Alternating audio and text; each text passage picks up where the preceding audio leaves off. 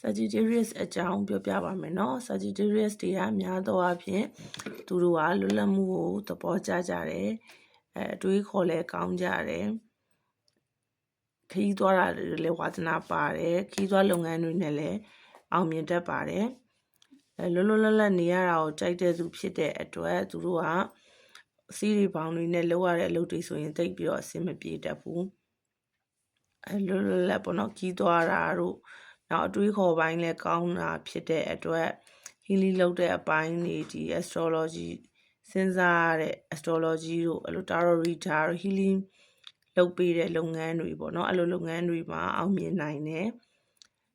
သူတို့ကနောက်တစ်ခုကကြတော့ Sagittarius တွေက adventure ကိုကြိုက်တယ်သူကလွတ်လွတ်လပ်လပ်နဲ့စွန့်စားတဲ့အသစ်တွေကိုရှာဖွေစူးစမ်းရတာတွေကိုသဘောကျတတ်ပါတယ်သူတို့ရဲ့ဒီ symbol ပေါ့နော် Sagittarius ရဲ့ symbol ကလေးနဲ့မြပုံစံလေးပေါ့နော်လေးနဲ့မြပုံစံလေးဖြစ်တယ်နောက်သူက fire energy ကို fire energy ရှိတဲ့ sign ဖြစ်တယ်ဆိုတော့သူကထက်ထက်မြက်မြက်နဲ့တက်တက်ကြွကြွအဲ့လိုမျိုး fire energy များတဲ့ sign ပေါ့နော်ဆိုတော့ကိုက Sagittarius ဖြစ်ပြီးတော့ fire energy နည်းနေတယ်ဆိုရင်လည်း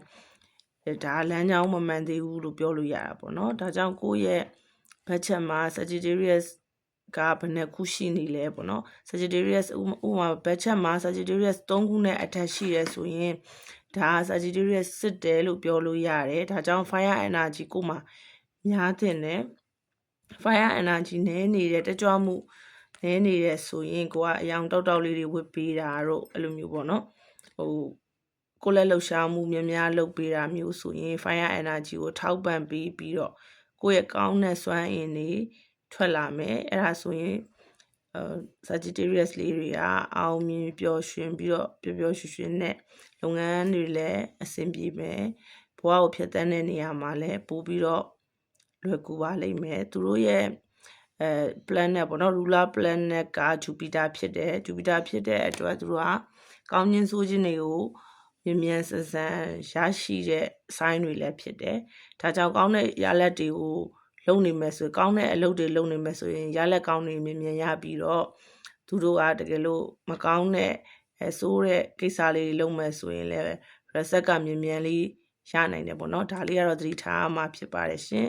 အားလုံးကျေးဇူးတင်ပါတယ်ဒီ comment လေးကို reply ပြန်ပေးတာဖြစ်ပါတယ်